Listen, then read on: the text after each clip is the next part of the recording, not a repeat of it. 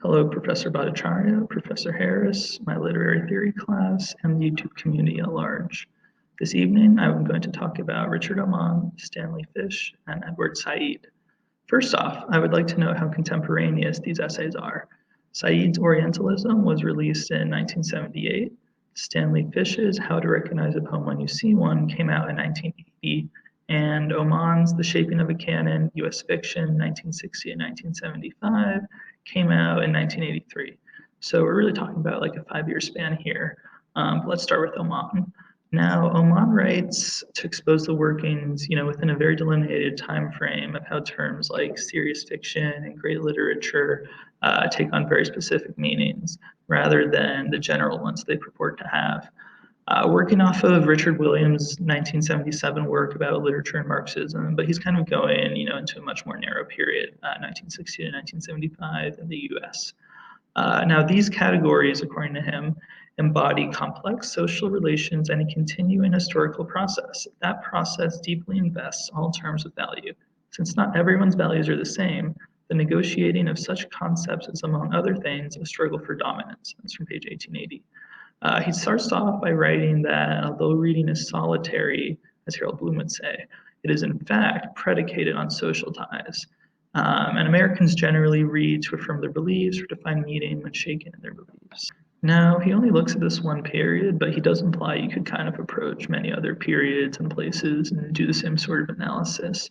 But here he depicts for us this tangled, incestuous web of literary agents, publishers, critics, intellectual journals, college teachers, all of whom are kind of in the same class and background. And this web and the values and beliefs of those in it plays a disproportionate role in what literature ends up living on as great literature. And this effect has only, gone worse as monopoly capital has, drawn culture into its sphere. And you kind of have this closed circle, what he calls the simultaneous exploitation and creation of taste, 1889. And since culture is inseparable from the making and selling of commodities, 1889, it cannot be seen as separate from capitalism. Oman looks at this one period from 1960 to 1975 in America. While he does imply you could kind of, do many other time periods and places and kind of do the same analysis. And he depicts for us this tangled, incestuous web of literary agents, publishers, intellectual journals, critics, college professors, all of whom are kind of from the same class and background, what he calls the professional managerial class. And this web and the values and beliefs of those in it play a very disproportionate role in what literature ends up being considered as great.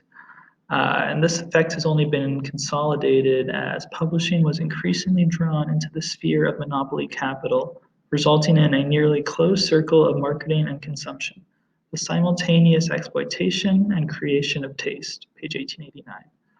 The fiction that he terms pre-canonical in this time depicts feelings common to the professional managerial class, and his analysis of that class reminded me a lot of Eagleton, actually, where he's talking about early 20th century Britain, and you have this new middle class arising that took the reins of criticism from the upper class while kind of still serving the interests of the upper class at the same time. Now, this was a wealthy time in America, but relatively equal compared to previous times.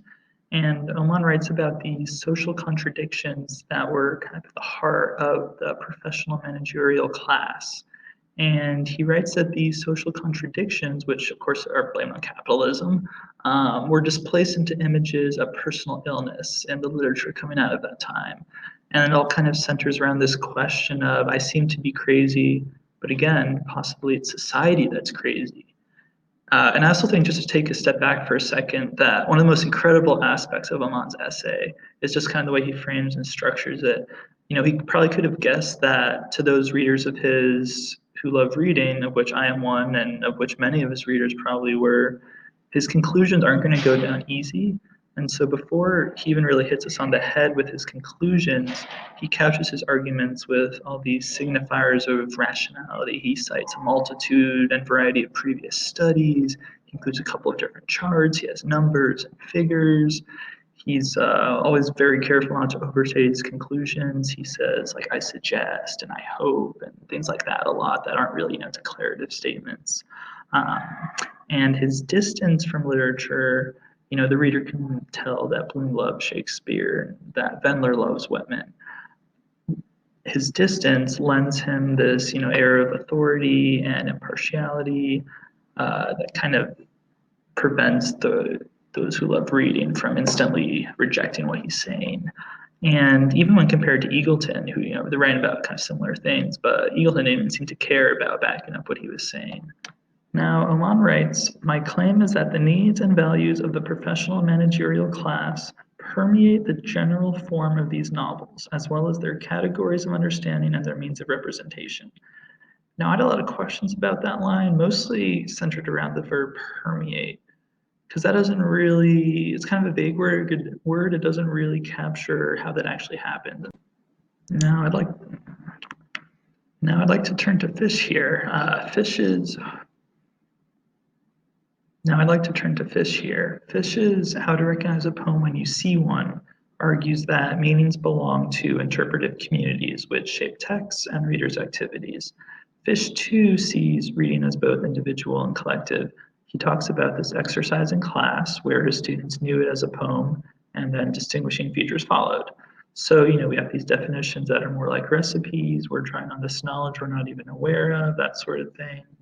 He says that the source of our interpretive unanimity was a structure of interests and understood goals, a structure whose categories so filled our individual consciousnesses that they were rendered as one, immediately investing phenomena with the significance they must have. Now, although Oman and Fish would probably agree on some things, this makes me question a lot of what Oman is writing about, because, interpretive communities shape texts and shape the way that we see texts, then doesn't that kind of, or couldn't then, literary agents and publishers and whatnot see, these personal illness narratives in every text they get? Why are they only choosing the ones that also happen to be from the professional managerial class? Oman is kind of suggesting that there are some narratives and some, works that lend themselves more easily to this illness story, that have maybe a lower degree of difficulty in terms of interpreting that story. And that flies against much of what Fish is saying, because Fish is like, even atoms aren't atoms until our interpretive communities see them as atoms. He's totally against kind of the pre-interpreted object. But that, I would say, is what Oman is really arguing for. And I kind of question some of Fish's other statements. He's saying that we all kind of recognize patterns because of interpretive communities, but babies are born with innate abilities to recognize patterns, at least to an extent, and that's something that we have from the start. So I don't know if interpretive communities are doing all of that work. And what about, things like dyslexia, where that's a very individual way of seeing something that has very little to do with, I think at least, has very little to do with kind of social and interpretive communities. That's something you're born with, and you just see things differently that way. And I don't know why Fish doesn't even really touch on that. Now, Said's chapter from Orientalism, from his work Orientalism, discusses how deep-rooted Orientalism is and how it's forced due to power relations and domination. And we have these ideas about the Orient rather than the complex realities of the actual place, culture, and people it refers to. And power plays a big role here. It's tied to investment, positional superiority. And one thing he really kind of struggles with is how has Orientalism, remained so entrenched over the years despite its utter falsity? And I think it relates a lot to Fish's interpretive community. We have these stories coming from the Orient, and so he talks about how you would have the particular stories, the story of this guy who went to that place and the story of that guy who went to that place, and they're all kind of coming back into Europe and kind of rubbing up against this general notion of Orientalism with all its, bad connotations. And the particular stories might not even contain those connotations, but I think this is where the interpretive communities come in. Because of this interpretive community of Orientalism, all stories coming in from the Orient are therefore kind of seen through that lens. And I'm sure you could very easily read, the precepts and notions of Orientalism into every single story coming from the Orient. And so that's why things don't really change, due to the lack of actual communication between the West and the East directly. It's all these stories coming back can just be interpreted however they want to by the West. I'd like to quote Fish here. He writes, "It is only because the work required to see it as an assignment is work we have already done." I'd like to quote Fish here. He writes about the huge amount of background knowledge that enables you and me to function in the academic world, page 272. And that too kind of ties to how powerful Orientalism was able to remain over the years, because like Said writes, it sort of allied itself with all these scientific discourses, which have, I would say, very strong, very solid interpretive communities. And so, when Orientalism is allied with, these scientific theories and Darwinism and things like that, the interpretive community is, especially when it's kind of couched in these more scientific terms, the interpretive community is just going to eat that up, Now, I'd like to conclude with some thoughts about social implications and concerns in a couple of these pieces. To go to Oman, I thought it was quite glaring how lacking any discussion of race was from his piece. He talks about it once where he's discussing a study done with these professors where they list what they think are some of the most important works of literature. And he writes in a footnote, "I don't know how the professors were selected or who they were, but almost every novel on this list was written by a white male with an elite educational background," page 1887.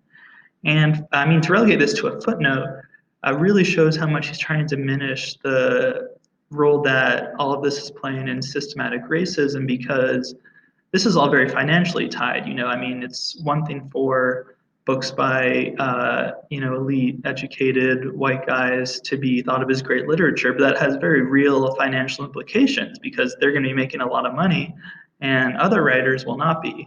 And for Oman to kind of not dwell on that as much, I think again relates to what I talked about earlier with his awareness of his audience. I think maybe if he's too on the head with the racial components of it, maybe he feels like that won't be as easily accepted, or maybe he doesn't even believe that himself. I don't know. I'm not a mind reader.